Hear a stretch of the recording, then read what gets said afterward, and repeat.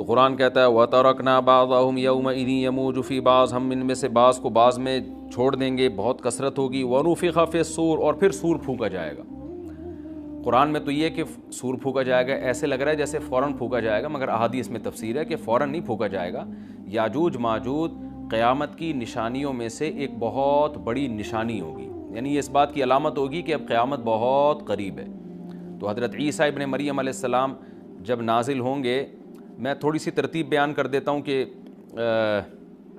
کیونکہ بات یاجوج ماجوج کی چل رہی ہے تو اس سے منسلک جو واقعات ہیں جو اس دور میں ہوں گے وہ بھی میں اسی لیکچر کے ضمن میں بیان کر دیتا ہوں۔ ہمیں صحیح حدیث سے یہ پتہ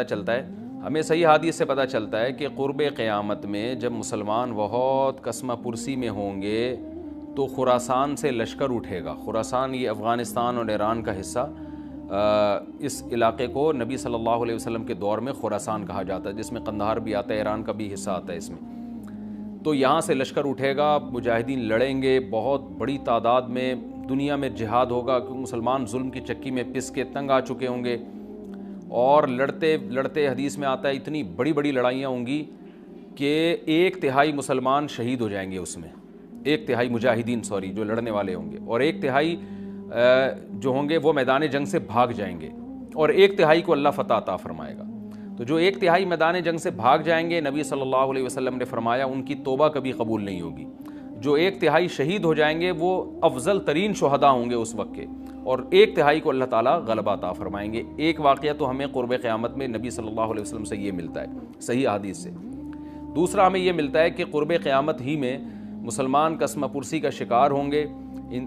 تو تلاش کریں گے حضرت مہدی کو، کیونکہ حضرت مہدی وہ شخصیت ہیں جن پہ تمام نیک لوگ جمع ہو جائیں گے اور وہ مسلمانوں کی میدان جنگ میں کمانڈ کریں گے، جہاد میں کمانڈ کریں گے۔ تو ان کو بیت اللہ میں تلاش کیا جائے گا، وہ رسول اللہ صلی اللہ علیہ وسلم کی اولاد میں ہوں گے، اور لوگ ان کو پہچان لیں گے، اہل اللہ پہچان کر ان کو اپنا امیر بنائیں گے، اور ان کی قیادت میں پھر لڑائی اور جہاد شروع ہوگا۔ اور یہ لڑائی جب دمشق میں لڑائی ہو رہی ہوگی تو دمشق میں عصر کی نماز کے وقت حضرت مہدی، میں نے جو یہ کہا کہ دمشق میں لڑائی ہو رہی ہوگی، مقصد یہ نہیں ہے کہ دمشق کوئی میدان جنگ بنا ہوا ہوگا، مقصد یہ ہے کہ وہ مجاہدین کا لشکر دمشق میں ہوگا عصر کی نماز کے وقت، لڑائی چاہے کسی اور میدان میں ہو رہی ہو، لیکن حدیث میں ہمیں دمشق کا تذکرہ ملتا ہے۔ تو دمشق میں حضرت شام کا تذکرہ ملتا ہے، اور جو قرائن ہمیں ملتے ہیں وہ دمشق کی ایک خاص مسجد ہے، وہ مسجد حضرت مفتی تقی عثمانی صاحب اور مفتی رفیع عثمانی صاحب نے اس کو ہائی لائٹ بھی کیا، لیکن وہ یقینی نہیں ہے، یہ خوب سمجھے، انہوں نے اس کا بھی تبصرہ کیا کہ اس کے بارے میں کوئی یقین نہیں ہے۔ تو حضرت مہدی عصر کی نماز پڑھا رہے ہوں گے، لوگ امامت میں آپ کے پیچھے کھڑے ہوں گے، یہاں تک کہ مسجد کے مینار پر، آج بھی وہ مینار موجود ہے جس کے بارے میں غالب گمان ہے کہ یہ وہ مینار ہے جہاں حضرت عیسیٰ علیہ السلام نازل ہوں گے، غالب گمان کے درجے میں کہا جا سکتا ہے، ورنہ پھر اسی کے اڑوس پڑوس میں کوئی مسجد ہوگی۔ میرا اگر شام جانا ہوا تو انشاءاللہ میں ارادہ ہے کہ میں ولاگ میں اس مسجد کا بھی تذکرہ کروں گا، اس جگہ کا بھی تذکرہ کروں گا، لیکن میں پہلے یہ بات بتا دوں کہ وہ 100% یقینی نہیں ہے، ایسا نہ ہو کہ اس مسجد کے مینار پہ چڑھ کے لوگ جو ہے وہ اس کے کوئی مینار کو ہی چاٹنا شروع کر دیں تبرک کے طور پہ۔ تو عصر کی نماز کا ٹائم ہوگا، حضرت عیسیٰ ابن مریم علیہ السلام فرشتوں کے کندھوں پہ ہاتھ رکھ کے نیچے اتریں گے نماز کے ٹائم پہ، یعنی آسمان سے مینار تک آئیں گے، اور پھر مینار سے آپ کے لیے سیڑھیاں لگائی جائیں گی، سیڑھیوں کے ذریعے مینار سے نیچے اتریں گے، اور لوگ ان کو پہچان لیں گے۔ حضرت مہدی ان کو امامت کے لیے آگے کریں گے کہ آپ اللہ کے ایک پیغمبر ہیں، آپ نماز پڑھائیے، حضرت عیسیٰ علیہ السلام انہی کو آگے رکھیں گے، اور اس طرح کا مفہوم ہے حدیث میں کہ اللہ نے اس کام کے لیے آپ کو ہی منتخب کیا۔ کیا مطلب یہ امامت اس امت کا حق ہے؟ تو حضرت عیسیٰ ابن مریم علیہ السلام کا جو کام ہوگا وہ جہاد ہے، اور یہودیوں سے انتقام لینا، کیونکہ یہودیوں نے اپنے خیال میں حضرت عیسیٰ کو قتل کیا تھا، تو اللہ نے یہودیت ہی کے خاتمے کے لیے اور دجال کے خاتمے کے لیے عیسیٰ ابن مریم کو نازل کیا ہے۔ حضرت مہدی سے پہلے ہی دجال ظاہر ہو چکا ہوگا۔ دجال کے بارے میں حدیث میں آتا ہے کہ ہر پیغمبر نے اپنی امت کو دجال کے فتنے سے ڈرایا ہے۔ اچھا، یہ دجال ایک ایسی شخصیت ہے جس کا یہودی انتظار ہم سے زیادہ کر رہے ہیں، کیونکہ یہودی اس کو اپنے لیے نجات دہندہ سمجھتے ہیں، جبکہ حدیث میں آتا ہے کہ دجال کانا ہوگا اور اس کا خدائی کا دعویٰ ہوگا، اس کے پاس کچھ ایسی طاقتیں ہوں گی کہ مردے کو زندہ کر دے، زندہ کو مار دے، ایک طرف اس کے باغ ہوگا، ایک طرف اس کے آگ ہوگی، جو اس پر ایمان لائے گا اس کو باغ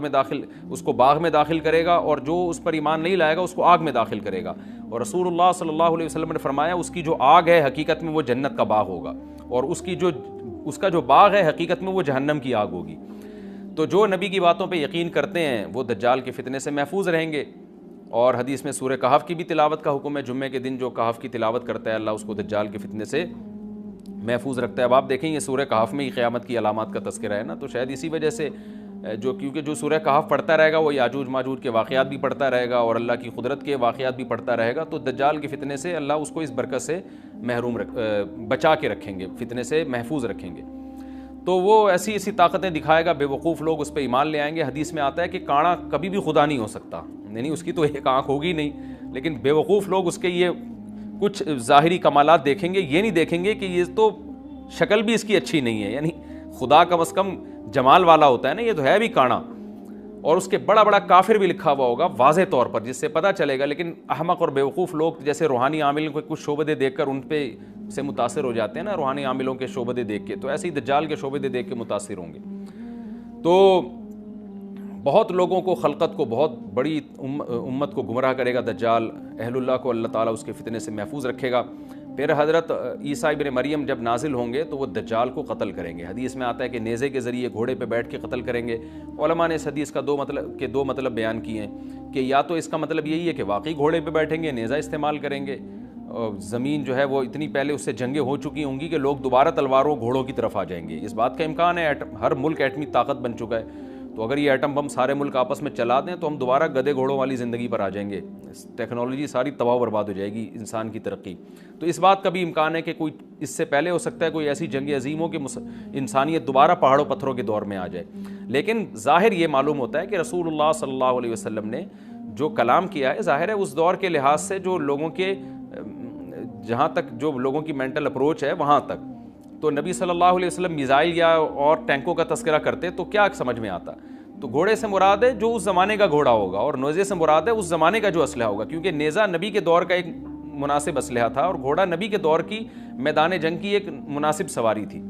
تو اس سے یہ بھی پتہ چلتا ہے کہ ہو سکتا ہے عیسیٰ ابن مریم نیزے کے بجائے کلاشنکوف کا استعمال کر لیں، تو یعنی وہ نیزہ جو ہے وہ اس کلاشنکوف کی یا جو بھی اسلحہ اس وقت حضرت عیسیٰ ابن مریم استعمال کریں گے اس کی ایک تعبیر ہے، تو اس کا بھی پورا امکان ہے۔ تو ہمیں بہرحال اتنا ایمان ہمارے لیے ضروری ہے کہ دجال کو قتل کرنے والی جو ذات ہے، جو شخصیت ہے، وہ عیسیٰ ابن مریم علیہ السلام ہے۔ تو حضرت عیسیٰ کے ذریعے اللہ تعالیٰ دجال کو قتل کریں گے، اور حضرت عیسیٰ کی قیادت میں زبردست جہاد ہوگا۔ حدیث میں آتا ہے کہ عیسیٰ ابن مریم اس دنیا کو امن سے بھر دیں گے، اتنا امن ہو جائے گا اور اتنی مالی فراوانی ہوگی، اتنی مالی، کیونکہ دنیا میں مال بہت ہے، ڈسٹریبیوشن صحیح نہیں ہے، جو تقسیم ہے نا مال کی وہ ظالمانہ ہے، جس کی وجہ سے غریب سے غریب تر ہے، امیر سے امیر تر ہے۔ حضرت عیسیٰ ابن مریم ایسا نظام قائم کریں گے کہ جس سے مال کی صحیح تقسیم، اور لوگ اٹھیں گے زکوٰۃ کا مستحق تلاش کریں گے اور لوگوں کو زکوٰۃ کا مستحق نظر نہیں آئے گا، غریب تلاش کرنا مشکل ہو جائے گا۔